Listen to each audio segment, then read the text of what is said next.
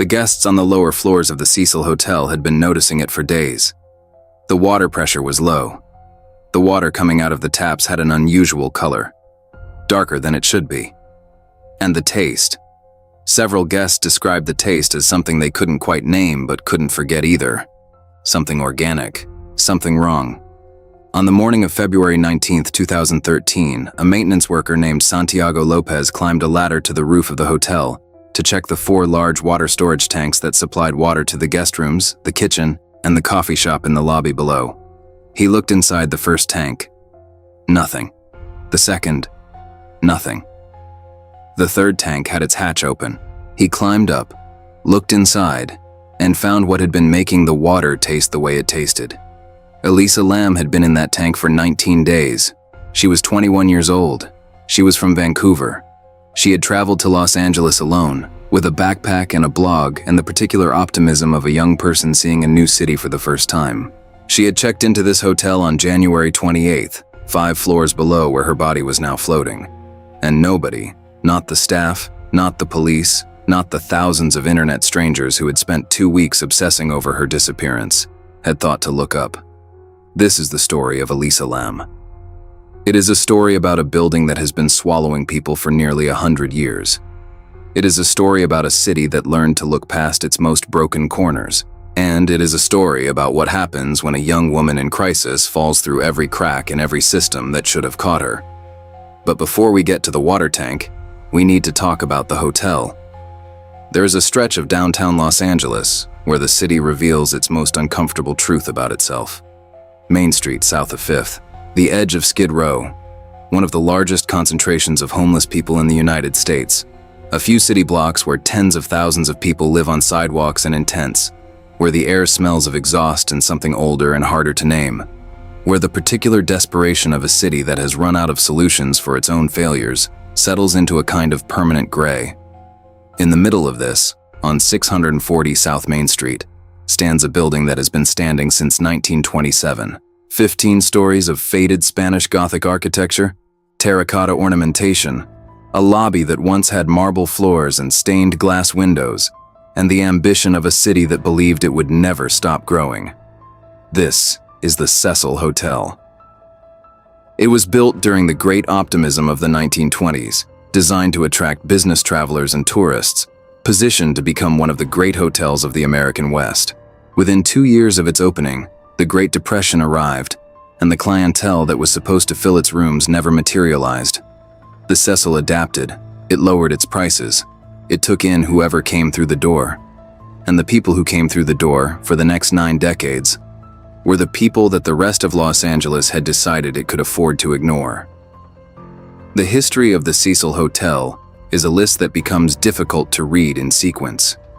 The suicides began almost immediately.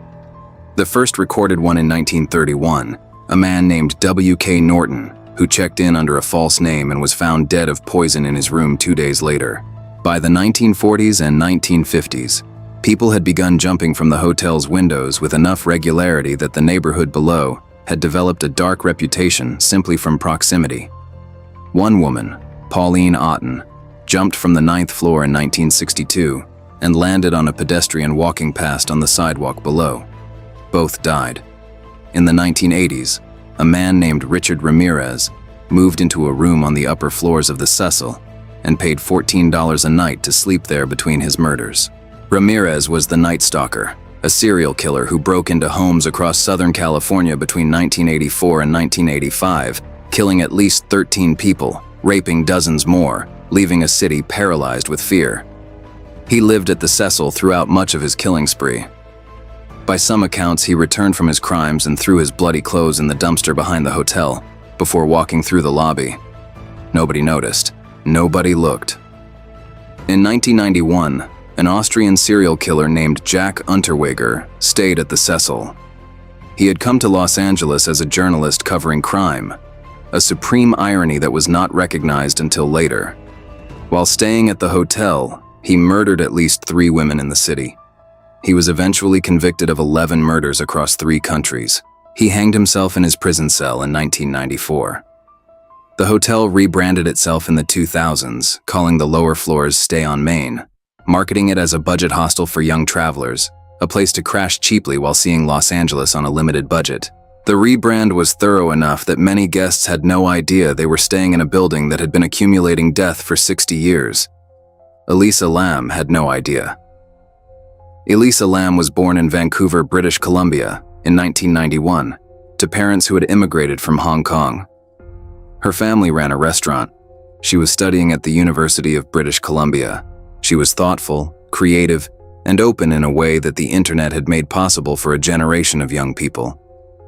She kept a Tumblr blog called Nouvelle Nouveau, where she wrote about fashion, art, literature, and the inner landscape of a person who was navigating the world with more sensitivity than it sometimes deserved. She had been diagnosed with bipolar disorder and depression. She took medication, 5 different prescriptions, a careful chemical balance that her doctors had calibrated to keep the disorder from taking over. She was not secretive about her struggles, but she was not defined by them either. She was 21 years old, and she had bought a bus ticket from Vancouver to California to see the coast, see the cities, see what the world looked like outside the life she already knew. She arrived in Los Angeles on January 26, 2013. She checked into the Cecil, listed online as Stay on Main, a budget hostel with decent reviews, on January 28th. She would never check out. The first sign that something was wrong came almost immediately. Elisa had been placed in a shared room, the hostel model, bunk beds and strangers and the social experiment of proximity to people you don't know. Within a day or two, her roommates complained to the hotel staff. Her behavior was odd. She was loud at strange hours. She was agitated. She was doing things that made her roommates uncomfortable in ways they struggled to articulate precisely. The hotel moved her to a private room. This was the first decision point. A 21-year-old solo traveler, clearly in some form of distress, moved to isolation in a building with the history of the Cecil Hotel in the middle of Skid Row, in a city she didn't know. The staff noted the complaint, made the accommodation, and moved on. For the next few days, Elisa continued her trip. She took photographs. She visited the Museum of Contemporary Art. She posted on her Tumblr. There are images of her from those days that feel unbearable in retrospect. A young woman smiling in front of things she found beautiful, ordinary tourist documentation of a life that was days from ending. Her parents in Vancouver spoke with her every day. That was the arrangement. Daily contact, a check-in that kept the thread between Elisa and home taut across the distance. On January 31, 2013, the day she was scheduled to check out and continue north toward Santa Cruz, the thread went slack. Her parents didn't hear from her. They called the hotel. The hotel said she was still registered. Her belongings were in her room, her wallet, her ID, her laptop. She had not checked out. She had simply stopped responding. The family called the Los Angeles Police Department and reported her missing. What happened to Elisa Lam between January 31st and February 19th? The 19 days between her last confirmed sighting and the moment Santiago Lopez looked into that water tank is something that has been reconstructed from a single piece of evidence, analyzed by millions of people, and still not fully explained. On February 13, 2013, 2 weeks after Elisa disappeared and with no leads and no sign of her, the LAPD made a decision that was standard investigative procedure. They released surveillance footage from the hotel in hopes that someone who had seen her might come forward. The footage was posted online. Within hours, the video had been seen by hundreds of thousands of people. Within days, by tens of millions. Within weeks, it had become one of the most watched and analyzed pieces of video footage in the history of the internet. A 4-minute loop that people watched over and over and over, frame by frame, looking for an explanation that made sense. The footage shows Elisa at an elevator on one of the Cecil's floors. The timestamp indicates January 31st, the last day anyone saw her alive. She enters the elevator wearing a red hoodie and black shorts. She presses buttons. Many buttons, seemingly every button on the panel. She steps partially out of the elevator and peers into the hallway, leaning out sideways as if checking whether someone is there. She steps back in. She steps back out. She presses herself into the corner of the elevator, flattening herself against the wall. She peers into the hallway again. She steps out entirely, stands just outside the elevator door and begins moving her hands. The hand movements are what stayed with people. They are fluid, almost choreographed. Not the random motions of someone distressed in an obvious way, but something stranger, something that looks almost deliberate. She appears to be speaking to someone, or responding to something, though the hallway behind her shows no one. She turns her hands palm up. She moves her fingers. She holds her hands out toward the space in front of her. The elevator doors, throughout all of this, remain open. The standard mechanism that closes elevator doors after a set period of inactivity does not engage. This detail, minor in isolation, lodged itself in the minds of everyone who watched and refused to let go. Then, Elisa walks away down the hallway, out of frame. The elevator doors close. That is the last footage of Elisa Lam alive. The internet did what the internet does. Within days, the video had generated thousands of comments, forum threads, analysis videos, and theories. People counted the frames. People mapped the elevator's behavior against the building's floor plan. People read Elisa's Tumblr posts backward, looking for hidden messages. People identified a tuberculosis test called Lam Elisa and connected it to a TB outbreak in Skid Row that was happening simultaneously and declared it a conspiracy. People found a horror movie called Dark Water that had a plot eerily similar to what had happened, a girl found in a rooftop water tank, and declared it proof of something, though proof of what they couldn't quite say.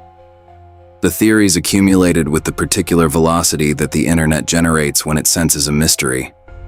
She was murdered by someone who had hacked the elevator camera and paused the footage. She was fleeing something supernatural. The hotel itself was cursed. The gestures in the elevator were a code. What almost none of these theories accounted for was the most important piece of context. Elisa Lam had bipolar disorder, and the toxicology report that came back after her body was found showed only trace amounts of her prescribed medications in her blood. She had stopped taking them. LAPD Detective Wallace Tennell, who led the investigation, gave a deposition in connection with a civil lawsuit filed by Elisa's parents. His conclusion was direct. He believed she had stopped taking her medication, and that the resulting episode, a manic or psychotic break in someone with severe bipolar disorder, had led her, through a series of decisions that made internal sense to a mind in crisis and no sense to anyone else, to the roof of the Cecil Hotel and into the water tank. The question of how she got there is the one that has never been answered to everyone's satisfaction. To reach the roof of the Cecil from inside the hotel required passing through a door that was described as locked and alarmed. There were also fire escapes on the exterior of the building that provided access to the roof without triggering any interior alarm system. A video posted online after Elisa's death showed that the roof was accessible from the fire escape and that 2 of the 4 water tank hatches were already open. To reach the tank itself required climbing a 10-foot external ladder attached to the side of the tank and lifting a heavy lid. The tank was a 1,000-gallon industrial unit, 4 feet by 8 feet, roughly the size of a very large bathtub, filled with water that served the hotel below. At some point between leaving the elevator hallway on January 31st and Santiago Lopez finding her on February 19th, Elisa Lam climbed the fire escape, crossed the roof, climbed the ladder, opened the hatch, removed her clothes, which were found in the tank with her, and entered the water. The tank had to be drained and cut open from the side to remove her body. The maintenance hatch was too small. For 19 days, while her parents flew to Los Angeles and pleaded for information, and the internet debated the elevator footage frame by frame, the guests of the Cecil Hotel had been drinking and showering in water from the tank that held Elisa Lam. The discovery on February 19th did not end the questions. In some ways, it multiplied them. The official conclusion, accidental drowning, bipolar disorder as a significant contributing condition, answered the what, but not the how. And the how was what everyone needed. How does a person in the grip of a mental health crisis navigate a locked building, cross a roof undetected, climb a 10-foot ladder in the dark, lift a heavy industrial hatch, lower themselves into a tank of water, and close the hatch behind them, or not close it, as it turned out, without being seen by anyone? How did the elevator doors stay open for the entire duration of the footage? Why, if she was alone in that hallway, was she behaving as if she was not? These questions have no clean answers. The elevator behavior is consistent, according to forensic psychologists and psychiatrists who reviewed the footage, with a severe manic or psychotic episode. A state in which perception and reality diverge completely, in which a person may see, hear, or feel things that are not there, in which actions that appear incomprehensible from the outside follow an internal logic that is absolute and consuming. The hand gestures, the surveillance of the hallway, the pressing of every button, the hiding in the corner. All of it is consistent with someone whose mind has become a place she cannot navigate anymore. The elevator doors, the detail that disturbed people most, have a mundane explanation that the footage's compression and low resolution had obscured. The elevator had been placed in what building managers call fireman's mode, which holds the doors open. The footage had also been edited for length before release, and the editing gave the impression of real-time duration that it didn't actually have. These explanations are sufficient for an official ruling. They are not sufficient for grief. Elisa's parents, David and Elisa Lam, filed a civil lawsuit against the Cecil Hotel alleging negligence. The suit was dismissed in 2015. The hotel, the court found, bore no legal responsibility for what had happened to their daughter. The Cecil Hotel, for its part, tried to move on. It had tried to move on many times before. Elisa Lam's Tumblr blog, Nouvelle Nouveau, is still online. Her last post was dated in December 2012, a month before she left for California. The blog has been visited millions of times since her death by people who arrived there looking for clues and stayed because of what they found. The writing of a young woman who was funny and perceptive and genuinely alive on the page. Someone processing the difficulty of being a person in the world with the particular honesty of someone who had decided that honesty was the only thing worth offering. She wrote about feeling disconnected. She wrote about the way depression flattens color out of things. She wrote about wanting to travel, wanting to see things, wanting to experience the ordinary world with more intensity than her illness sometimes allowed. She was doing that when she died. That is the part that her story keeps returning to. The part that makes it so hard to put down. She was doing the thing she wanted to do, in the place she wanted to be, having chosen a life that moved. The internet's obsession with Elisa Lam did not end with the official ruling. In 2021, Netflix released a 4-part documentary series called Crime Scene: The Vanishing at the Cecil Hotel, which examined both her death and the culture of online speculation that had grown up around it.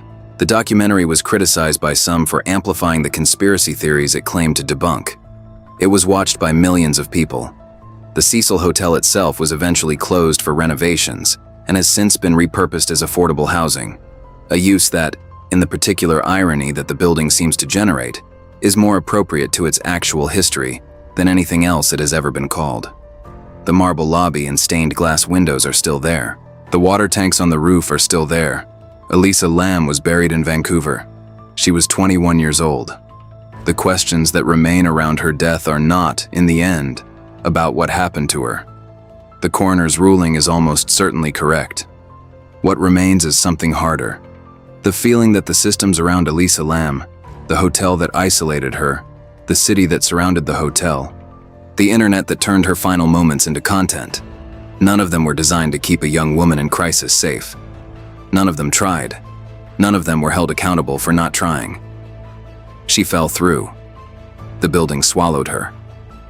And 19 days later, the guests complained about the water. Thank you for staying with this story until the end. Elisa Lam deserves to be remembered as a person, thoughtful, creative, and genuinely alive, not just as a mystery or a viral video. I hope this told her story the way it deserves to be told. If this kind of documentary storytelling matters to you, consider joining our Patreon or becoming a channel member here on Eerie Factual. Your support is what makes it possible to research these cases with the depth and care they deserve. Next time, we follow a group of hikers into the mountains of Panama who documented everything on their cameras. And what those cameras recorded in their final hours is one of the most disturbing things we have ever covered. You will not want to miss it.